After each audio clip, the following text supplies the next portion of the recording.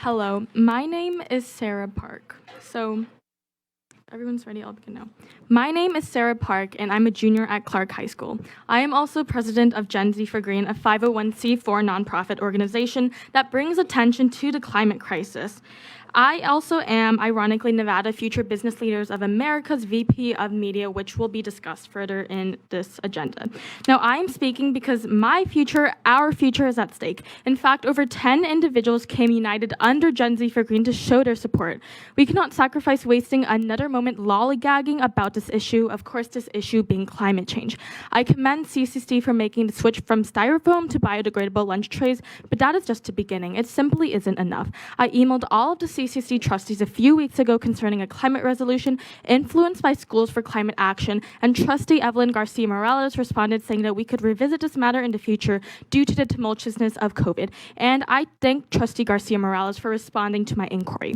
This climate resolution would allow and show CCSD's commitment to reaffirming their commitment to conserve and sustain, which would redirect CCSD to look at the impact of climate change before pursuing future policy. Whilst I acknowledge that COVID and other issues are pressing, we cannot simply put this on the back burner. Although it may seem unorthodox for a school district to be passing a climate resolution, Carson and Washoe County already passed this several years ago. This is not a laborious task. Nothing is needed besides signing a piece of paper that redirects consciousness towards future policy, which is why I asked that you make a climate resolution an agenda item and vote to pass it. We pride ourselves on being the 5th largest school district in the nation, but what example are we setting? Climate change is ravaging our nation, and the effects are especially damaging.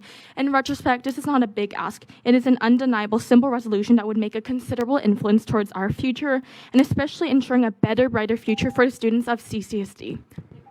Thank you, Ms. Sarah. Thank you very much. Whenever you're ready. My name is Jesslyn Cho, and I'm a sophomore at West Career and Technical Academy.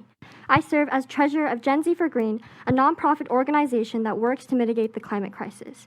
You might be wondering why a school district needs to make climate resolution a priority, but the students in this same district are the ones who are soon to be responsible for the irreversible damage inflicted on our planet. It's absurd that the prominence of climate change is being talked about by the scientific community, conversed among politicians, but in our district, it's barely discussed in our science class. This failure to empower our youth and advocate for real change is a ticking time bomb that CCSD needs to act on. Las Vegas and Reno are some of the fastest warming cities in the country. For the first time, the U.S. Bureau of Reclamation issued a water shortage for Lake Mead starting in 2022. Located between southern Nevada and northwestern Arizona, Lake Mead may not be able to fulfill its responsibility of supplying water and generating electricity for more than 20 million Americans. The United Nations of Public Information stresses the role of the youth in fighting the complex scientific problems and social questions presented by climate change. So it is only until we implement better curriculums, more renewable energy, and push for taking action that students will become more aware of saving our planet. Only then can we truly empower students and take steps as a community to solve this climate crisis. Thank you. Thank you very much. Whenever you're ready. Thank you. Good evening. My name is Coco Zhao. I'm also from West Career Technical Academy, and I serve as the current Vice President of Community Outreach for the nonprofit Gen Z for Green. I have no doubts that you've already heard multiple times, not in just today's meeting, but within the everyday news cycle, the urgency of enacting climate or change regarding the climate. And I'm not here to tell you that our carbon budget is very likely to run out by the time my little brother gets to college, or that we're all likely to grow up watching stock prices for water or buying clean air off the shelves like in the Lorax. I'm simply here to tell you that this climate action resolution, in which a climate crisis committee is formed, should be a priority even in the midst of COVID-19, because this has been an ongoing issue for as long as I've been in school, and it's only going to get worse if we don't start taking even small steps towards betterment. And just last July, the record-breaking Pacific Northwest heat wave killed hundreds without access to green space or air conditioning. And only yesterday, one of the biggest icebergs in history was confirmed to have completely melted. But if there's even a small and tangible shift to solar energy or other renewable sources, schools can remain operating when confronted with climate disasters, much of which we are experiencing right at this very moment. The springs and summers in CCSD will continue getting hotter if we don't start offering these solutions, and the best way to begin is by forming a group of people with the resources and the care enough to do so. There will always be a domino effect with climate change, and whether we use that to build sustainable infrastructures like electric buses or solar panels or stay as we are and let millions of children grow up in a 100-degree world is a choice, but it will only be a choice for ample time, and that choice starts with Gen Z for Green's resolution. It's really the least you can do. Thank you. Thank you, Ms. Zhang. All right. Whenever you're ready, go ahead. Hello, everyone. Good evening. My name is Sabrina Corden. I'm also a sophomore at West Korean Technical Academy. I'm speaking here today because I advocate for change, and the real change. A change that needs to be made as soon as possible because whether we like it or not, time is running out. We're taught about the effects of climate change. We're taught about our growing greenhouse gas crisis. We're taught to reuse, reduce, and recycle. And we're taught that we don't have much time left. Yet through all of this teaching and warnings, as a district, we fail to be the example. How can we be there and make change if we don't take action ourselves? We're already seeing hotter summers and our water sources are drying out. We can't just wait for our leaders to magically find the fix to all of our environmental problems. What have we done?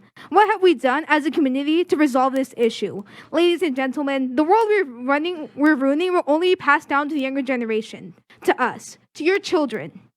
We can't do this alone. But lately, we've been feeling alone. The students today are the future. We start here, and the impacts will be vast and extend long past your own lifetime. For once, listen to us. For real change.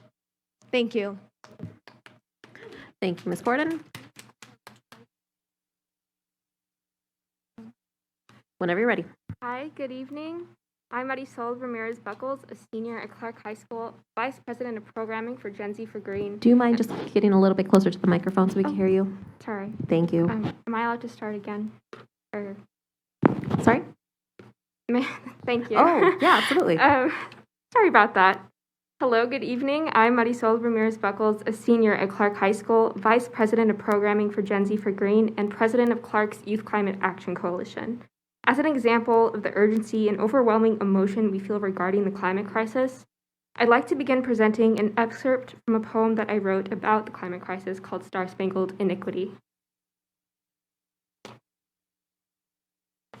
And the rocket's red glare mimics the demolition that scares the people, the life, the elite, as all we know is and will crumble into disarray. It needs to decay. We'll be here, and if we stay spinning in circles over the same issues that preside, there will be nowhere to reside with anything left worth living for. The bombs bursting in air shatter our perceived meaning for existence. We discern what we exist for is proven fallacy by the effect of our methods, by our means to be resourceful, our means to seize, control, condescend nature, to live and take from what we've been given, without restoration, without remorse. Gave proof through the night, it did, it will. The data, the science, the information, the violence, the inequity, the dissent, that we were wrong, that trees don't only make materials, and that if oil flows, rivers won't, the wealth will, but you can't drink money. That our flag was still there will mean nothing when children ask, wearing gas masks, why when we saw everything, remained inept, didn't take action, why the few who cared, who didn't just stare, only formed an inadequate faction. Oh, say, does that star-spangled banner yet wave? While we beg them to cave o'er the land of the free and the home of the brave, we dig a grave and bury those hypothetical yet guaranteed coming. Unless we move, demand, intend consequence, or stand together, there may be little left to save. Thank you. Thank you very much. All right. Whenever you're ready, just state your name. Good evening, members of the board. My name is Erika Castro, and I am an organizing director with the Progressive Leadership Alliance in Nevada. PLAN has been advocating for marginalized communities across Nevada for over 25 years. Through my role, I help lead the Nevada Immigrant Coalition, along with members of the Culinary Union and members of Make the Road Nevada. I grew up undocumented. I am a graduate from CCSD, and I was also an ELL student. The Nevada Immigrant Coalition was composed of 15 Nevada-based organizations, ensure immigrants, refugees, and new Americans are heard at the local, state, and federal level to advocate for humane, fair policies for all Nevadans, regardless of their immigration status. The Nevada Immigrant Coalition is extremely concerned about the lack of transparency and accountability to ensure that all students have the same opportunities to excel in school. It is estimated that during the pandemic, 4,000 to 8,000 ELL students were unaccounted for when transitioning to remote learning. We understand that no one could have predicted the unprecedented impacts of a global pandemic, but the education and future of all Nevada children must be protected. Dr. Sylvia Lazos, who leads the Nevada Immigrant Coalition's Education Committee, because of her extensive expertise, has repeatedly requested that our coalition be provided the plans CCSD has been directed to implement in order to find these children and ensure they are given adequate resources and educational opportunities. Recently, Trustee Lola Burks responded to this request by ignoring it and instead asking for NIC credentials and governing documents, which is why I explained my lived experiences at the beginning of this statement.